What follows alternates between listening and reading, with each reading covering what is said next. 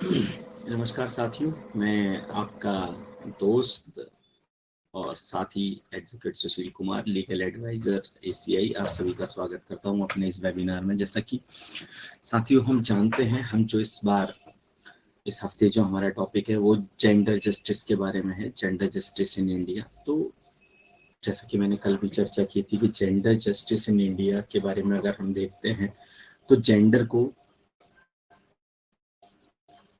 Gender justice देखने के लिए हम उसको 3 पार्ट्स में डिवाइड करते हैं। ठीक है, तो जो पहला पार्ट था वो पॉलिटिकल था, दूसरा पार्ट था इकोनॉमिक था और तीसरा पार्ट था वो सोशल पार्ट था। ठीक है, अब देखिए, अगर हम पॉलिटिकल पार्ट के बारे में जैसे हमने कल डिस्कस किया था, हमारा कल जो हमने डिस्कस किया था वो इकोनॉमिक पार्ट के बारे में डिस्कस किया था। आज हम करते हैं पॉलिटिकल पार्ट के बारे में। देखिए, जेंडर जस्टिस को डिफाइन करने के लिए हमारी पार्लियामेंट ने, सरकारों ने जो समय समय पर कानून बनाए हैं उसके अनुसार, या फिर जो परिवर्तन लाए हैं, जो चेंजेस किए गए हैं उसके अनुसार हमारी से हम देखते हैं कि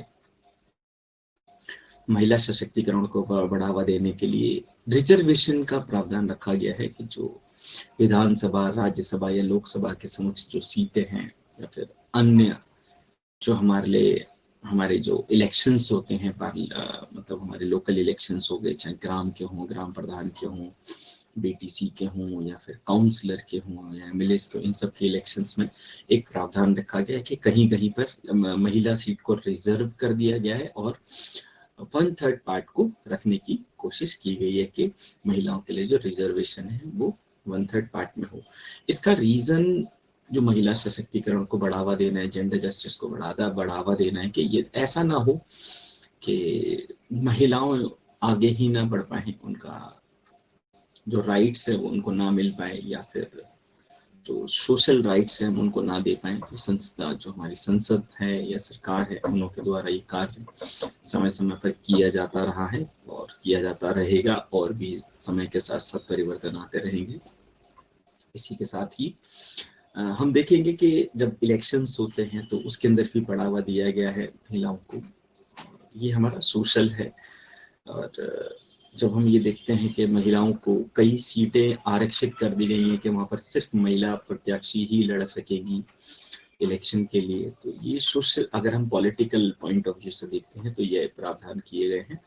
और जो इसके बाद जो हमारा अगला टॉपिक आता है वो सोशल टॉपिक आएगा, उसके बारे में हम कल डिस्कस करेंगे। तो जैसा हमने कल भी डिस्कस किया, इकोनॉमिक टॉपिक के आधार पे कि महिलाओं को ये कानून बनाए गए, कि कल की बात भी हम आज रिपीट करते थे कि यह कानून बनाए गए कि कोई भी ऐसा नहीं है कि किसी महिला, यदि कोई महिला एम्प्लॉय कहीं काम कर रही है, वहां पर पुरुष एम्प्लॉय भी काम कर रहा है, तो उसको, पुरुष को ज्यादा तनख्वाह दी जाएगी, महिला को कम तनख्वाह दी जाएगी। नहीं, ऐसा कोई प्रावधान नहीं किया गया। तो इसको खत्म करने के लिए ही जेंडर जस्टिस के को लेकर सेम एम्प्लॉय सेम कानून, सेम पे स्केल का को लेके आया गया। और जो वर्किंग आवर्स हैं उसके अंदर भी यदि कोई महिला कार्य करती है, मतलब कहीं पे एम्प्लॉय है, तो उसके वर्किंग आवर्स भी वही रहेंगे जो मेंस के रहेंगे। लेकिन महिला को देखते हुए उसके थोड़े रिस्ट्रिक्शंस लगाई गई हैं कि सिर्फ डे शिफ्ट में ही महिलाएं कार्य करेंगी। लेकिन अगर कई ऑर्गेनाइजेशंस ऐसी हैं जहां पर कि नाइट शिफ्ट में महिलाओं को कार्य कराया जाता है, तो वहां पर मैंडेटरी प्रोविजन हो जाता है, और वो स्टेट अमेंडमेंट है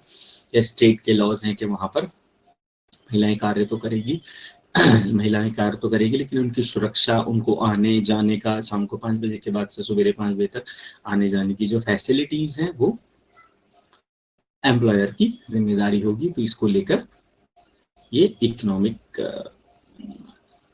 जस्टिस किया गया, इकोनॉमिक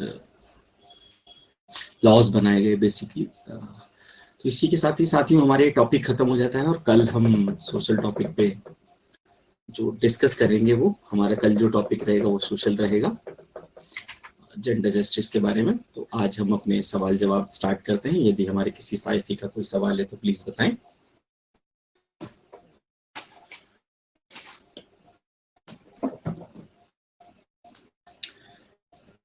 जी राकेश बहादुर जी, क्या आप कोई सवाल करना चाहेंगे हमसे लीगल पॉइंट ऑफ व्यू पे?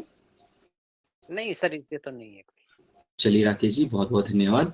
तो साथियों, जैसे कि आपने देखा कि हमारा आज का टॉपिक खत्म हो चुका है और किसी के पास कोई सवाल भी नहीं है करने के लिए, तो मैं आप सभी से ये इजाजत चाहूंगा इस वेबिनार को यहीं पे खत्म करने की, समाप्त करने की। कल हम फिर दोबारा मिलेंगे इसी टॉपिक के अगले भाग में, जेंडर और जस्टिस इन इंडिया, इसी प्लेटफॉर्म पे सेम समय पे। आप सभी का बहुत बहुत धन्यवाद। नमस्कार, शुभ रात्रि, जय हिंद, जय भारत।